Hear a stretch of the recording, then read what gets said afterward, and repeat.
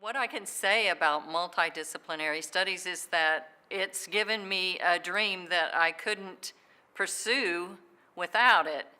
I have been able to work in different colleges.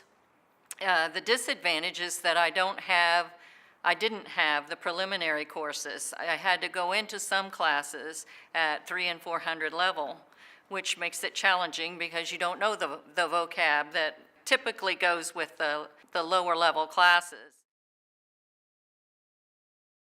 It's an interesting story.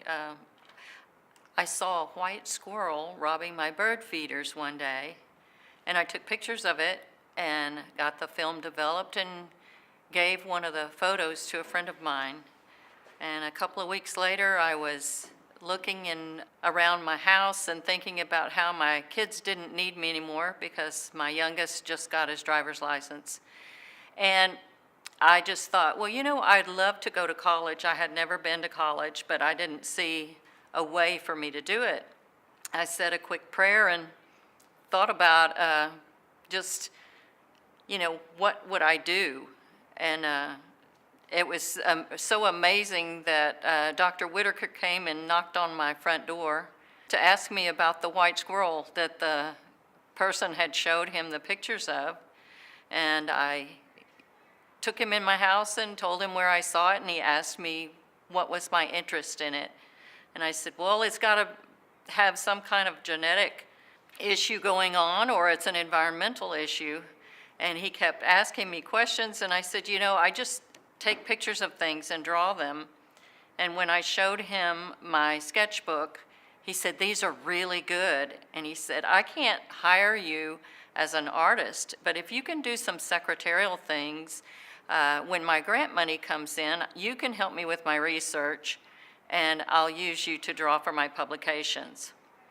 Well, I thought, my goodness, I should never pray about anything else in my life if I don't take him up on this opportunity.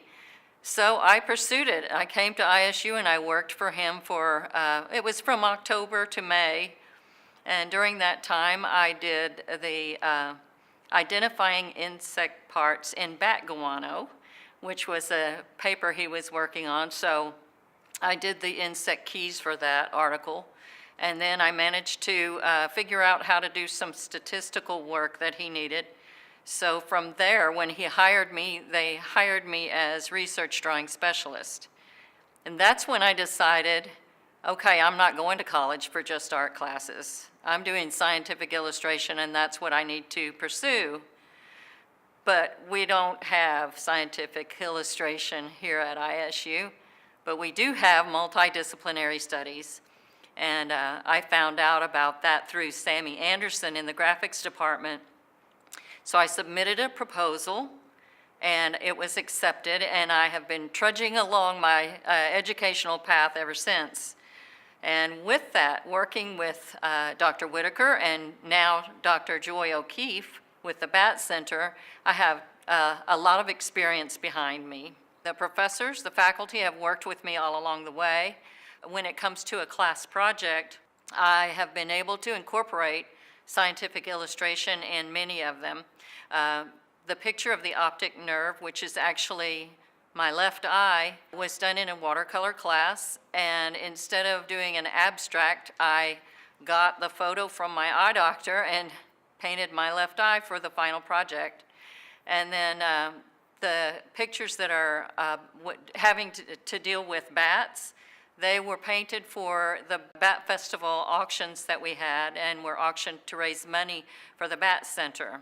The pictures of the marine mammals that you see are actually the first 10 of 42 that I will be doing for Marine Mammals of New York.